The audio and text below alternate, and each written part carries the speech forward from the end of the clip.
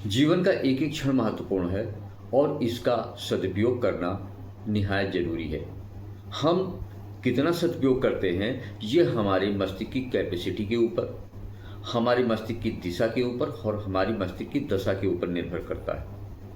हाँ, क्षेत्र कोई भी हो, हम चाहे किसी कंपटीशन की तैयारी कर रहे हों, पढ़ाई लिखाई में हो या कोई वर्क कर रहे हों, उन सब में हमारे मस्तिष्क का एक अहम रोल होता है और यही चीज़ डिसाइड करती है कि हम अपने कार्य में सफल कितना होंगे।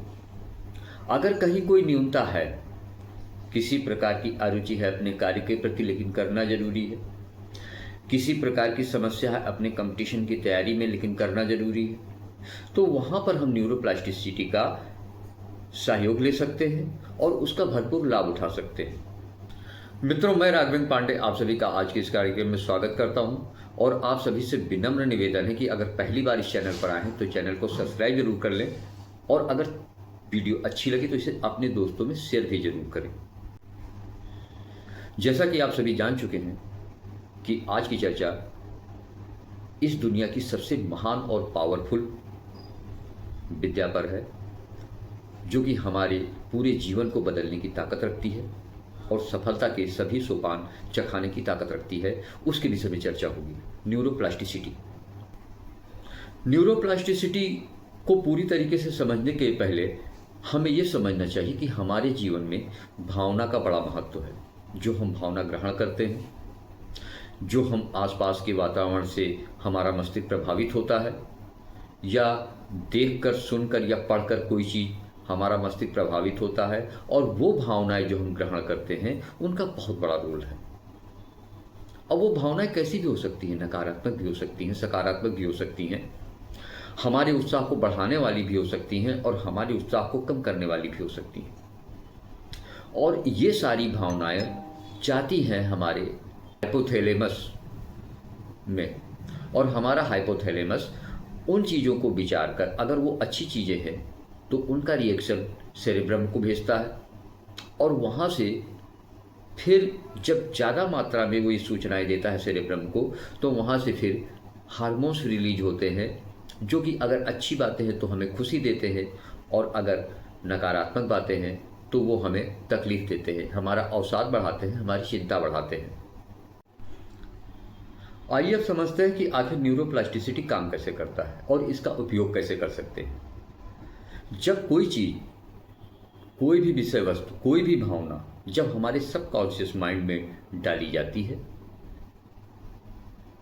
तो उसका प्रभाव स्थायी होता है और वो मस्तिष्क को पूरी तरीके से प्रभावित करती है। माइंड की प्रोग्रामिंग ऐसी हो जाती है कि उन भावनाओं के अनुरूप जो सबकॉन्शियस माइंड में डाली गई हैं, पूरा कार्य उनके अनुरूप होता है। फिर वो चाहे कंपटीशन की तैयारी करनी हो या बिजनेस हो या पब्लिक डीलिंग हो, हर एक क्षेत्र में इंसान सफल होता है।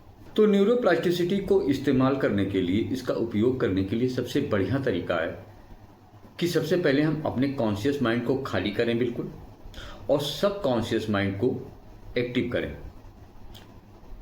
और जब सब कॉन्शियस माइंड एक्टिव हो जाए तो उनमें वो भावनाएं, वो विचार जिसको हम अपने जीवन में उतारना चाहते हैं, उसको उसमें डालें।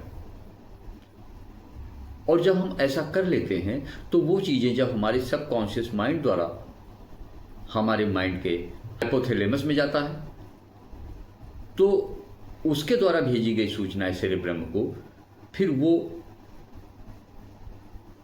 केमिकल रिलीज करती हैं, जो उन कार्यों को संपादित करने के लिए बहुत महत्वपूर्ण है।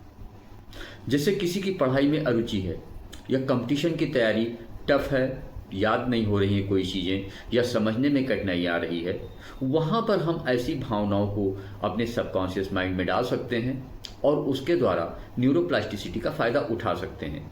अब इसमें सवाल उठता है कि हम अपने कॉन्शियस माइंड को न्यूट्रल करके सबकॉन्शियस माइंड को कैसे एक्टिव करें। इसके लिए सबसे बढ़िया तरीका है सांदीपनी उपकरण। उसके द्वारा जो एक्सरसाइज होती है, हालांकि इसमें समय लगता है, 2-3 महीने 4 महीने का समय लगता है अपने आप को इम्प्रूव करने में, लेकिन अगर आपके पास कोई मार्गदर्शक है, कोई गुरु है जो इस क्षेत्र का जानकार है, तो वो मुश्किल से बमुश्किल 15-20 मिनट में ही वो प्रक्रिया पूरी कर देता है और आप उससे लाभ ले सकते हैं। न्यूरोप्लास्टिसिटी कितनी महत्वपूर्ण है, इसका उपयोग कितना व्यापक है, हम छोटे से उदाहरण से समझते हैं। ये तो खैर एजुकेशन या बिजनेस का क्षेत्र हो गया।